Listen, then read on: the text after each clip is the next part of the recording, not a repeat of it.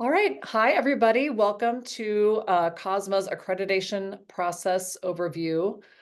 This is not a presentation that will teach you the specifics of any of the steps of the process, but it will give you that big picture view of what to expect when you are trying to go through COSMA accreditation. I'm going to start very broad. Our philosophy of accreditation is outcomes-based and mission-driven. So that means that the mission that your academic unit and your institution have is what you'll be held responsible to approach meeting. So you will develop outcomes that are based on that specific mission. And of course, you may share a lot of information for institutions, but that is, you are not being compared or held to a different standard that's outside of your institute. The principles that we have written are based in best practices in sport management education, and we do update them at least every 5 years. And we also approach this process developmentally. So the next session that I hold will be specifically about candidacy status, which is really that developmental stage in getting understanding our principles, understanding what the requirements are, and working toward meeting them. And we also do not consider this a sort of one and done process. We have an annual report that's required every year, and that helps develop that continuous improvement idea that you have collected outcomes assessment data, and on an annual basis, you are reviewing what it means to you and what changes you might make as a result of that. And sort of tied to the outcomes-based and mission-driven philosophy is that this is a very flexible process where we're interpreting the principles and a number of different ways in which you organize your program. We can work with that within this model. There are many benefits, of course, to going through this process. I hear a lot of different kinds of feedback from accredited programs. You obviously have access to me, and I'm happy to help you and wanting to help you throughout the process. We also see that this process can help you leverage some resources within your institution. So it does act as a mechanism for advocacy. We do offer some templates and rubrics so that you can see examples. I mean, I think anyone can use AI at this point or Google this information, but we also have options where you can see what we're offering to you as some examples. This accrediting body is recognized by the Council for Higher Education Accreditation, which recognizes all of those institutional accreditors that you're required to have. And then some programs indicate that they really have an enhanced reputation either on their campus or regionally. And so that's one of the other reasons why they have gone through this process and what benefit they've seen from it. I did speak about continuous improvement. It definitely requires that of you, and that can be something that really strengthens your program over time. Some very specific aspects of your program that might benefit from this accreditation process are just a very deep examination of your curriculum. We require that you have a separate strategic plan for your academic unit, and that's something that's very specific to your students and the needs that you might have. We very much focus on what we can do for students to increase their outcomes and, of course, their positioning for jobs in sport industry or moving on to additional education. We also, as an organization, through our journal, through our conference, really encourage scholarly activities for faculty. And we also can help you connect with and or stay connected to alumni to get their feedback, to see what they're up to as they move on with their careers so that you can continue to improve your program. And we also offer students to be a part of our Chi Sigma Mu Honors Society, which happens annually. And if you're an accredited program, then you have the option to nominate students to be in that group. Okay, so to get to that big picture of the steps toward accreditation, these are they. And I'm talking about the big picture today. And of course, candidacy status is the next thing that I'm going to talk about next week. Writing the self-study document will come after that. Hosting a site visit comes after that. I will talk briefly about all of these sections, but not specifically with anyone. So attend another session if you want some more in-depth information. All right, so program membership is, it's a one pager. This is when you're saying, I think we're ready to take this leap and start connecting with COSMA. You do need of course, your institution must be accredited. Specialized accreditors only can do their jobs if the institution itself is accredited. And so you would indicate by what body is doing that accreditation and when the last cycle was. And then you really tell us what programs you have. So sometimes there is the word sport in another major somewhere on your campus, or maybe close by, but it is maybe not sport management. But we want to understand what all of those programs are so that we know what's to be included and maybe what isn't. And perhaps it's extremely straightforward on your campus, but sometimes it isn't. So we do have a checklist that we ask you to complete, even if it's very simple and straightforward for you. We also want a signature from a higher administrator in your institution, and that is one sign of their support for going through this process. So of course, if they don't want to sign it, then you have a problem that's not related to COSMA, but that is something that you would need that support, and that's one indication that they are doing that. And then our general membership fees are, as they are stated here on the slide, $1,980. We do not want cost ever to be a barrier to any program. So we have not only a reduced fee schedule for first-time accreditation, but every year you can ask for a reduction. And we have a form for that, of course, but it's so that this process is accessible to you and to any program. All right, this is a little bit more information about what that looks like and what we are looking for when we're helping you reduce your fee. So I'm not going to read this to you, but this is a fairly common threshold that is used in order to determine this.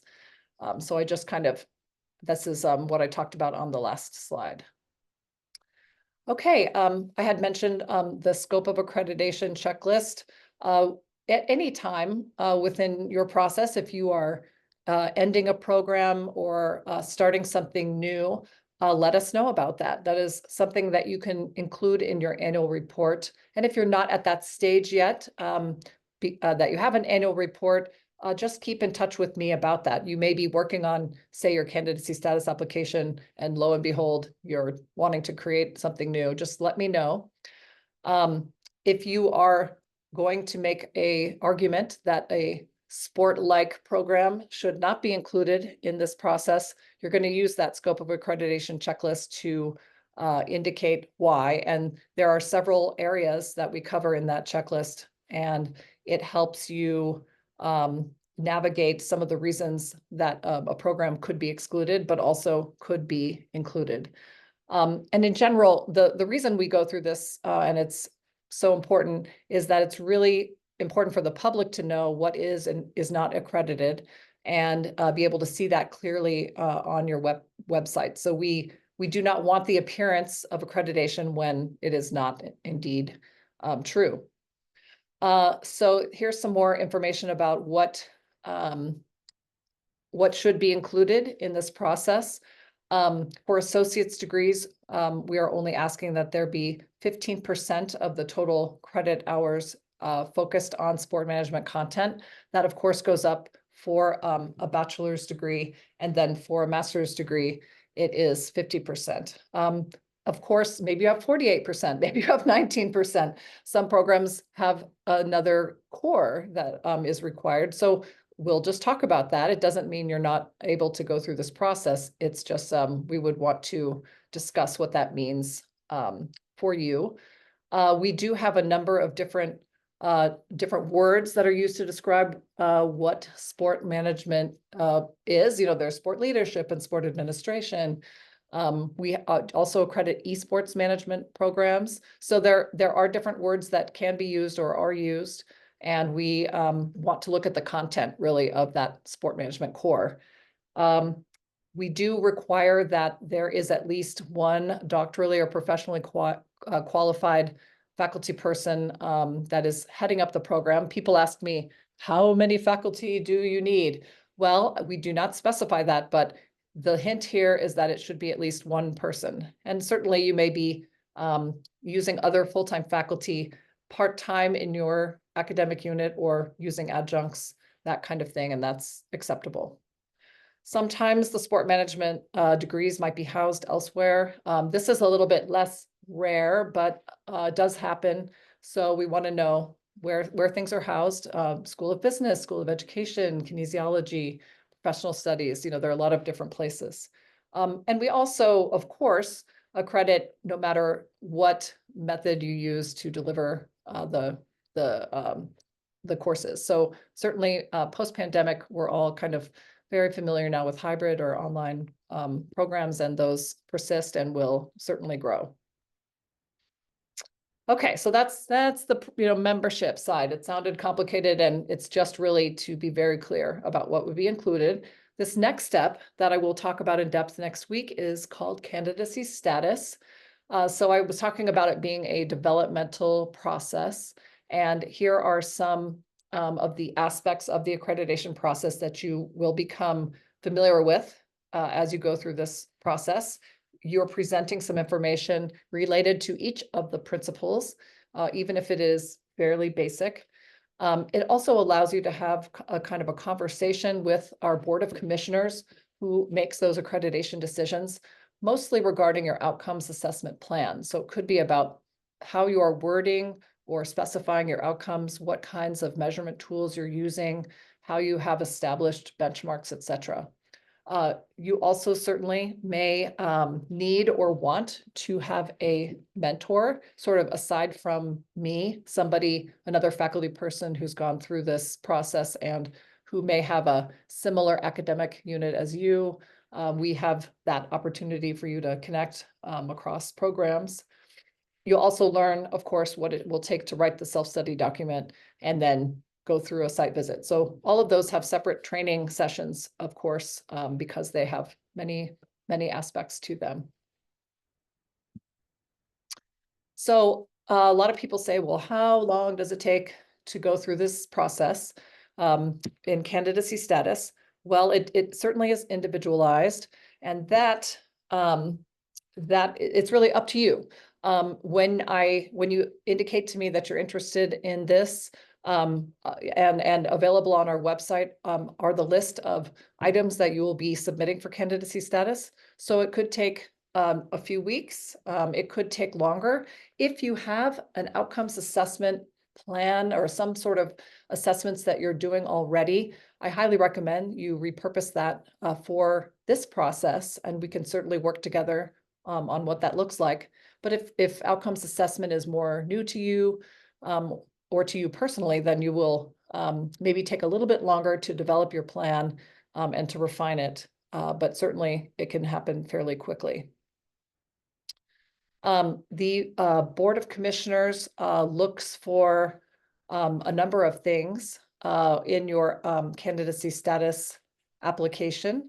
They want to make sure that so the acronym OAP is Outcomes Assessment Plan. I know this is the land of acronyms, but we want to make sure that everything that you have put together is consistent, that it makes sense, that the outcomes are measurable, that your measurement tools actually measure the student learning outcomes that you are assigning them to. We want to see information about the data that you actually collect, what it means. And then as you go through this process the sort of presentation of your data more than once, you will be talking about if you have made plans to adjust either your curriculum or when you're presenting some information to students in order to help them gain a foundation and then hopefully meet or exceed expectations on your outcome, you're going to talk about how that went from time to time. And this is what we call closing the loop. This also, closing the loop also refers to any connection that you have between your outcomes assessment plan and strategic planning, and also perhaps budgeting if any of the changes you make might require budgeting. Heather, can I interrupt for a Yes. second? This is Suzanne Dangelmeyer with DVU. Yes. So looking at the student learning outcomes, is that based upon program learner outcomes or individual courses? Good question. It is based on the whole program, the whole academic Okay. unit. Okay. You may have student learning outcomes in classes, and Mm-hmm. that is very common, or objectives, or they may Mm-hmm. use Mm-hmm. slightly different wording. Mm-hmm. And those might be worded in a way that could be generalized to the whole program. But we are not looking at individual classes. We're looking at what, as the student is exiting the program, what do you want them to know or be able to do? So I hope that's not too confusing, because certainly. No, that makes sense because like SACs, that's Yeah. what they require is for the program. So that's why I was like, I'm building that. So I was like, okay, Oh. that's what I figured, but I thought I would ask for the clarification. Well, good question. And yes, that and everything I'm talking about is based on that whole academic unit. And I'm not saying department per se, because not everybody is in a separate department. I'm trying to use kind of general nomenclature that can work for everybody. So it may be unfamiliar, unfortunately, and maybe confusing, but let's say you have a bachelor's degree. That's your academic unit. If you have bachelor's, master's, and doctoral degree, that's also still your academic unit. And you may have some tracks or some minors. There may be other things that you do that are not sort of separately accredited, but that's all your academic unit. So these Thank are you. some, yeah, you're welcome. You're welcome. These are some challenges that people face in writing their outcomes assessment plans. You know, sometimes people put a lot of words in their student learning outcomes. A student may be able to demonstrate blah, blah, blah. You could just say the student will write clearly and, communicate effectively. So that is, of course, not necessarily the most important thing, but we do want our outcomes to be clear. And certainly when you add a bunch of verbs, you might have to then collect data on all those verbs. So we want to just make sure that it's clear and, that everything is tied together so that an individual reading it who is not involved in your academic unit or who is reading this from your website would understand it. So here are a few more tips in writing your student learning outcomes properly, and also having some of the basic requirements that we have. We do require the use of direct and indirect measures, and we ask you to label those within matrices that we provide for you. We also want you to link we have, besides student learning outcomes, we have some goals. They're called operational effectiveness goals, or OEGs, that you will write or you already have. And we want you to link those to strategic planning. And I've said some of this already, but reiterating is always good so that you can get it the next time. So again, I'm just touching on candidacy status. Lots more information next week on that topic with a lot of specifics about what to submit and what it should look like. So the third step in this process is, so let's say you're granted candidacy status, everything is great, you feel like you're getting a handle on things. You now can move on to writing the self-study document. We have a manual called the Accreditation Principles and Self-Study Preparation Manual. Lots of words. I don't know how to make that one shorter, but that is where all of the principles are defined and are described. And then what you are writing in your self-study are responses to what we call self-study guideline questions. They are all in italics. And that is the answering of questions and the demonstration and provision of proof of meeting various aspects of that principle. So we have 7 principles, And there are some have multiple parts, unfortunately or fortunately. This is your time to reflect on what you're doing. Sometimes you have, most of you, all of you have great things to say about what you're doing well, what is unique or interesting about your academic unit, your institution, your state or region. And that's really interesting to read and to share with, you're going to share it with the site visit team and the Board of Commissioners. So some of it is you can delegate out to other people in your institution who have knowledge, say, about admissions requirements or about what's in your library. I highly recommend that you are using each other in your department, faculty, maybe even your dean or administrators will assist you. But if you work together, you can take less time to write it. I have said takes, could take 3 months, could take longer to write this. It kind of depends on how you divide it up, etc. The self-study document, when it is complete, will be in 2 different sections. One is so we call them volumes. The first volume is those answers to the self-study guideline questions, and then along with those questions, you will be providing some supplementary documentation, and that will happen in a volume 2 or appendices document. And you can certainly link to various parts of your website from your either of those documents, and that really helps kind of cut down the number of documents that everybody's looking at.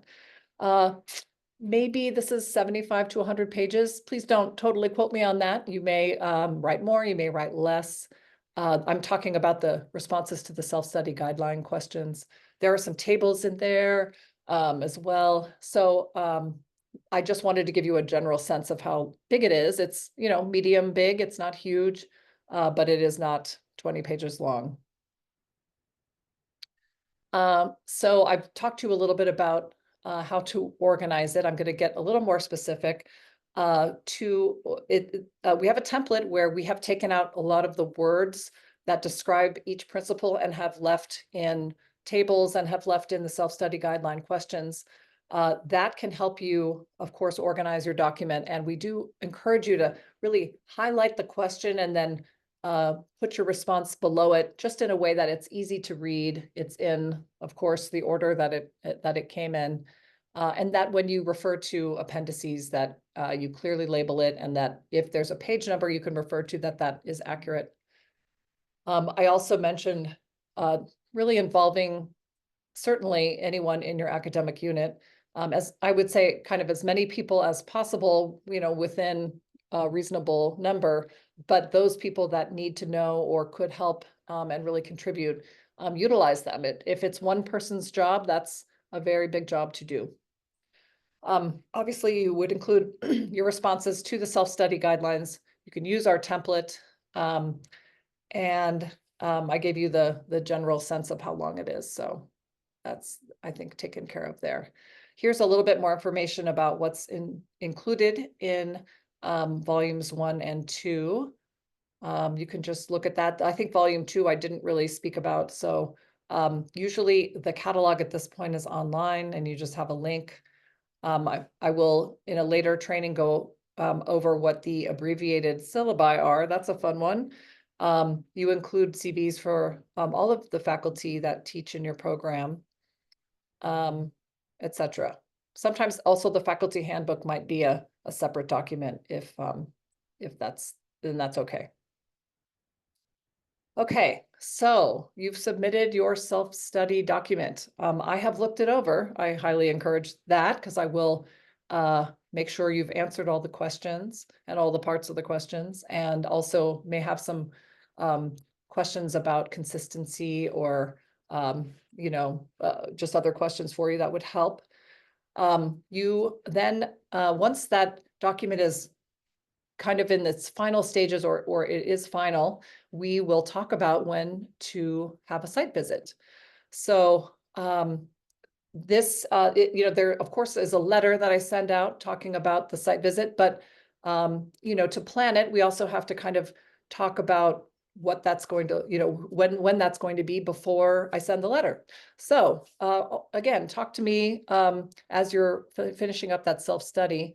And you also will need to confer with important people on your campus that will be interviewed. So you're going to be giving me dates, and then I'm going to look for site reviewers, and we're going to kind of do those things all at once. Some of these bullet points here I will talk about when I talk about the site visit specifically, but there are, so the only costs associated with COSMA accreditation are the annual fee. And then also this one-time site visit cost that occurs every 7 years. And I will talk about that more specifically. The site visit should be scheduled about 90 days or 3 months prior to a Board of Commissioners meeting. They meet twice a year in September, and then kind of adjacent to our conference, which is usually in early February. So we plan out our site visit schedules according to those meetings, and we will talk about that before you get this far. I'm going to go into a lot of detail in another session about how the site visit team, site reviewers are chosen. And we also have a commissioner.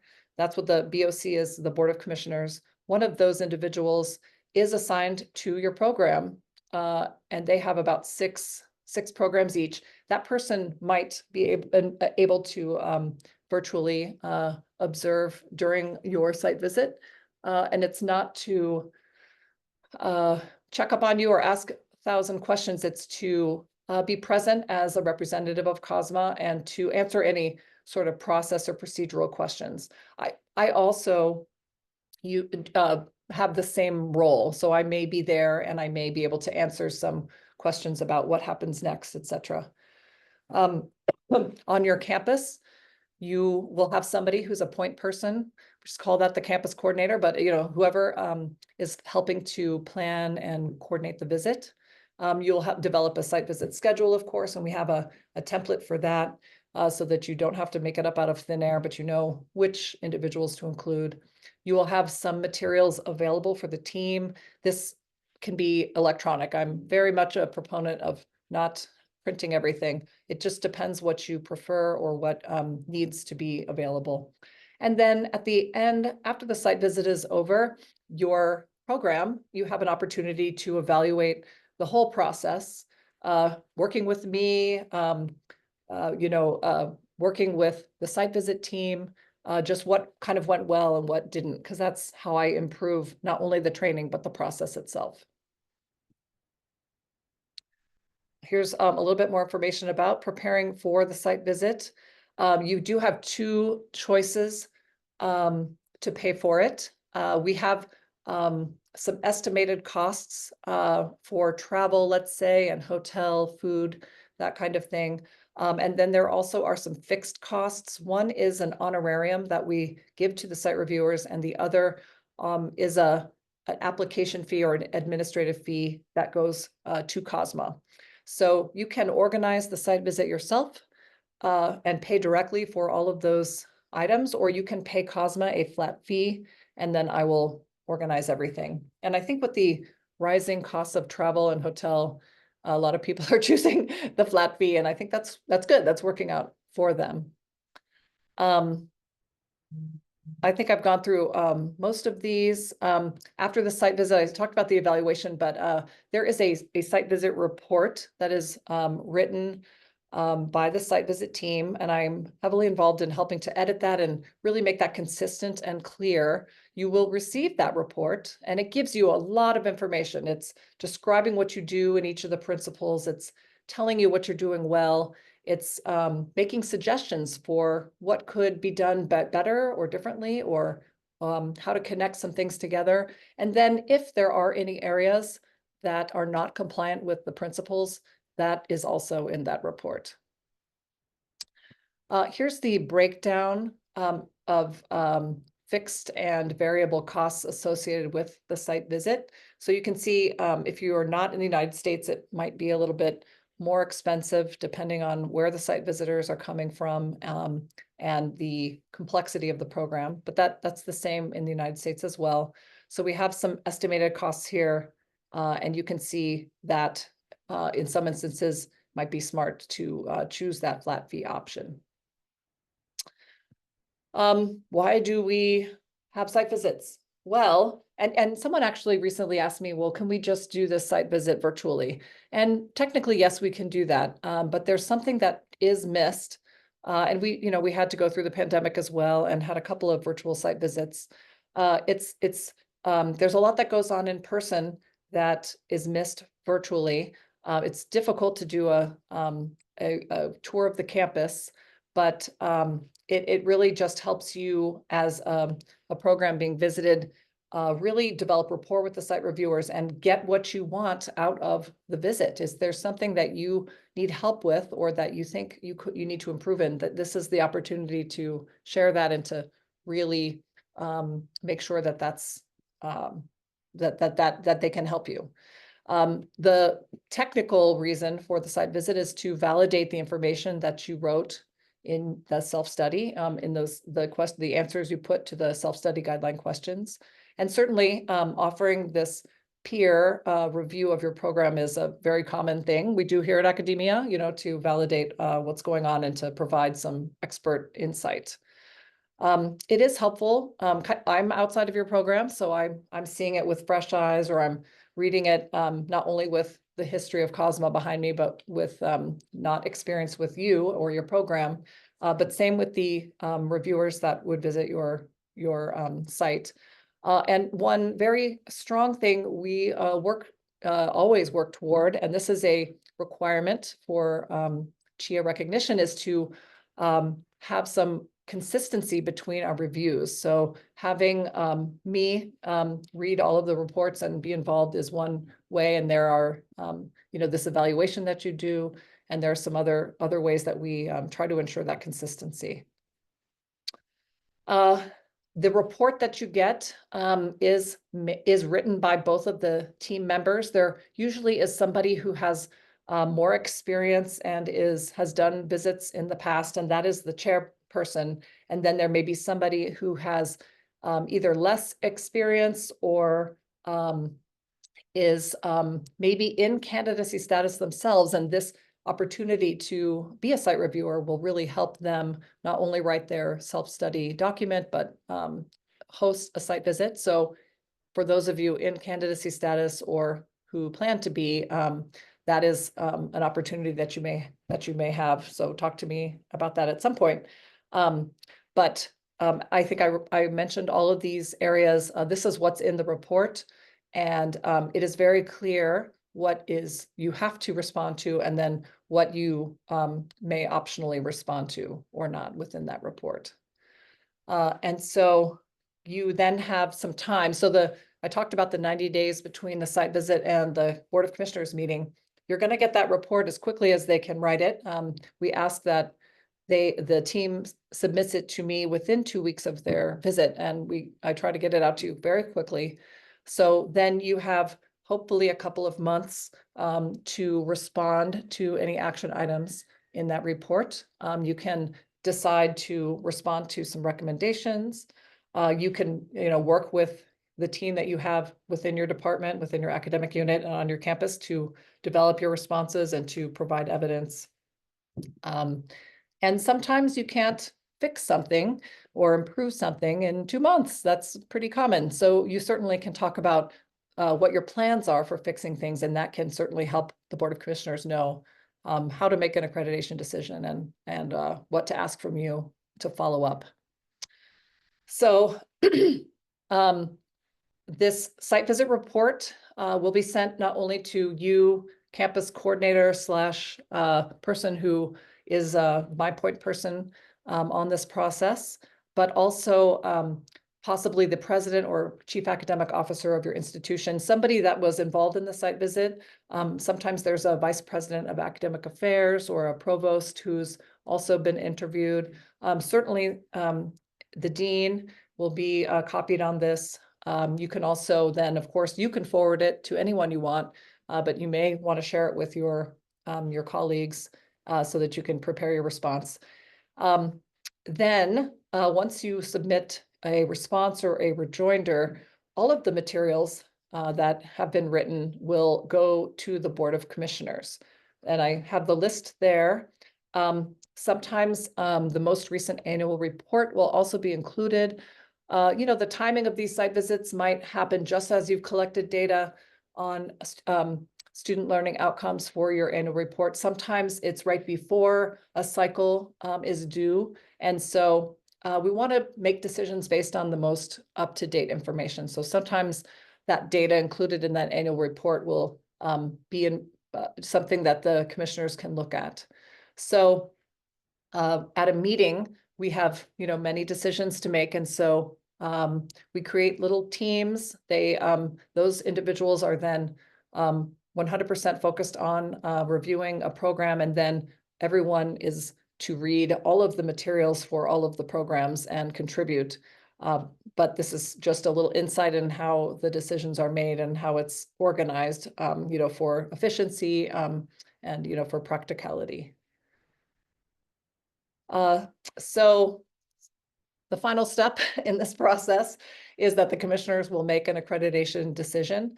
And these are they. And we have, of course, a manual for this as well, the Accreditation Process Manual, which is also what I'm talking about with you today in general terms. So when you are granted accreditation, you are generally in compliance with most or all of the principles. You could be given either the first two bullet points. Notes are items you would be required to respond to within 2 years after the accreditation decision. You would respond within your annual report on those notes. Observations are kind of like the recommendations from the site visit report. Those are things you don't have to respond to, but you're recommended to respond to. So nice to haves, not must haves. And then there are some instances where there is not enough information provided either in that self-study or in a response to the site visit report for the commissioners to make a decision.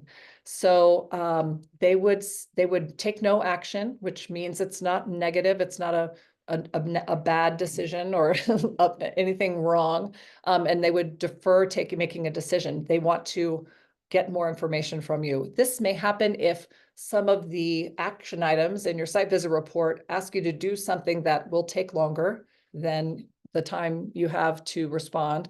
And so it just sort of delays it a little bit to give you more time to make a response that shows some sort of adjustment or change, or you're able to document something. And then there are some instances where a program would be denied accreditation if you have been asked to submit material and you did not, or it's not adequate, and it's non-compliance with more than one, some grouping of principles, then it is possible that accreditation would be denied. All right, this is coming from the Accreditation Process Manual. I just want you to be aware of other things that could happen within your membership in COSMA.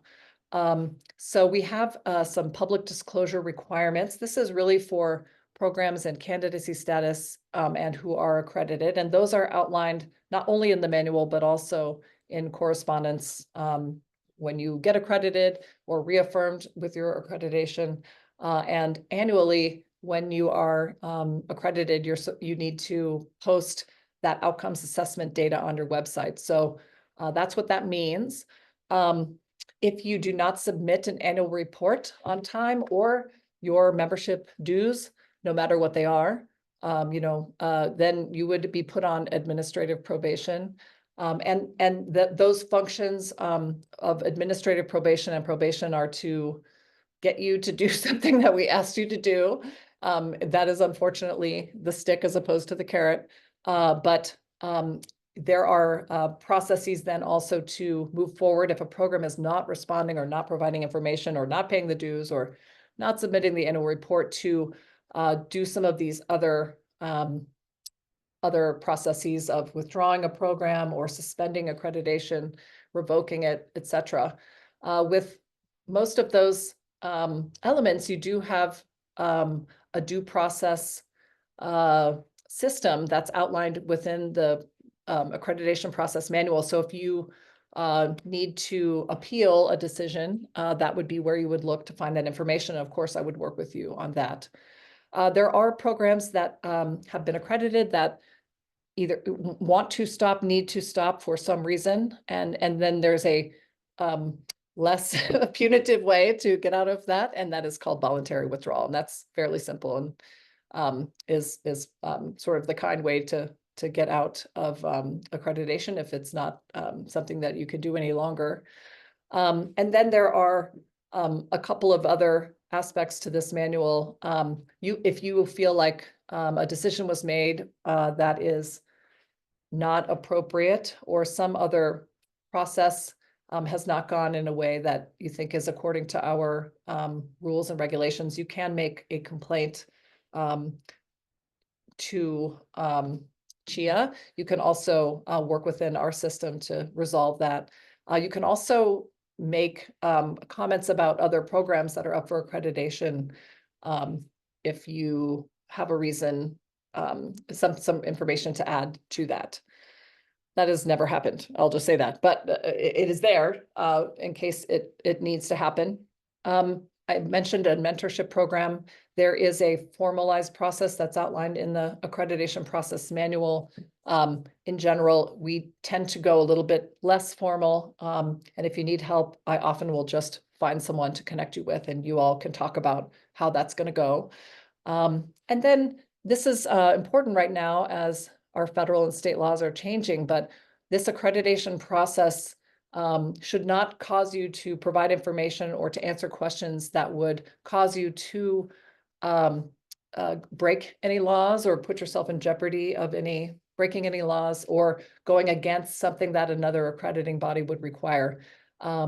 So that's always been there.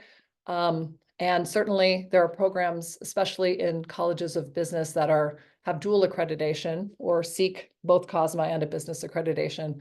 And to my knowledge, none of our policies or any of the aspects of this process are in conflict with any of those. We might be asking for more detailed information on your sport management students because we're a specialized accreditor. So maybe more than, say, SACS asks you, because we are looking not just at your institution, but really we're just looking at your program or your academic unit. So we can talk about that if you ever had any issues. And here are some, we have many resources on our website. So there's an accreditation tab, and when you go to that page, there are a lot of buttons which lead to other pages, and they lead to all of the steps that I've spoken about today that are involved in this accreditation process. And we also have, like, I'm recording this every year I do this, and so I update all of those videos so that they are up to date. And then, of course, I mentioned some samples and examples. We have a folder, a Google folder that you can access from the website that provides samples and templates. And all of that is located there as well. Oh, and then me. Of course, yes. I am here. My job is to help you, and I want to help you. So that's what's happening. All right, I've mentioned the other trainings that we're having. Not sure exactly when the site reviewer training is going to happen, but I hope at the end of the month. So that one's slightly tentative, but I will let you all know about that. All right, I'm going to stop sharing, and I'm going to keep recording if you all have any questions. And if not, then of course, I will stop the recording. Hi, Heather. This is Alex Anderson. I have a question. And I think you mentioned something earlier. Um, Looking if there were a potential like course change. So, I'm always looking at like relevancy. Yeah. And for example, so say we're going through this process and we want to build in a new course into our program. And how what is the process of that? Well, you would let me know in your annual report that you are either at what stage you are in that process. And we ask a question about changes to curriculum. And so when you do have those changes, whatever information you have at that time to share, like the syllabus or some sort of narrative about what you have had to do to get that course approved and included in the curriculum. So that's kind of one way. If you are, you have submitted your self-study document and you have given a lot of information about those core sport management classes, but then before your site visit or at some point following that, you add a course or you make a change, just keep me as up to date as possible so that I can let the Board of Commissioners know how to incorporate that into any decision they make. And, one class is not going to make or break an accreditation decision. But basically, the bottom line is to stay in touch with me and communicate with me. And we want to meet you where you are, not what you did last year. So if you're making changes, keep me posted on that. The basics would be to do it annually. Okay. Yeah. Thank you. And you may make different decisions after your site visit based on feedback you get from the team. So just, I guess, keep an open mind about what may come up during a site visit based on that feedback and that experience.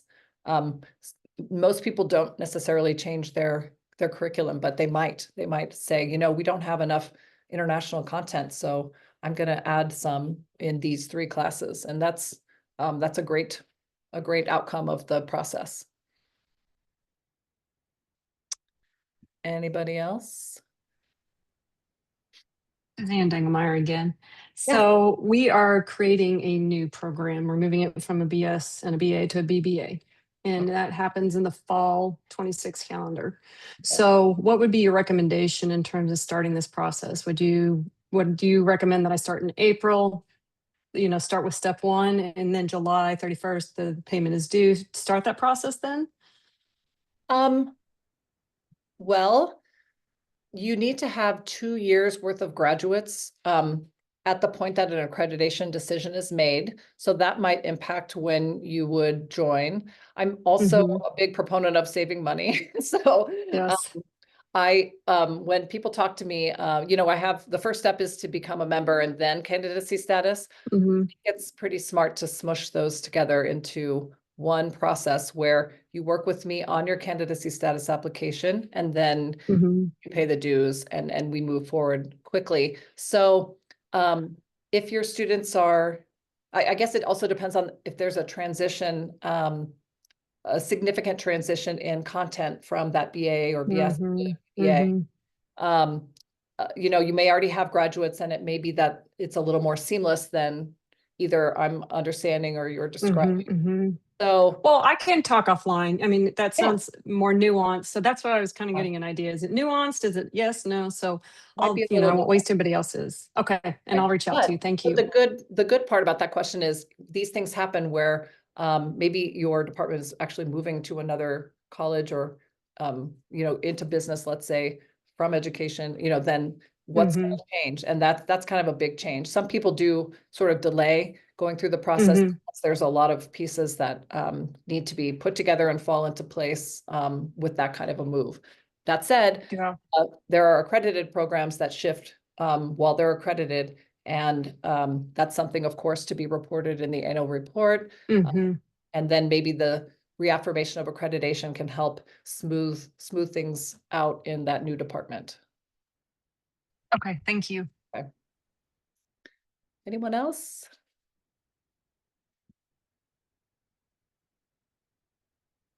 All right, I'm going to stop the recording.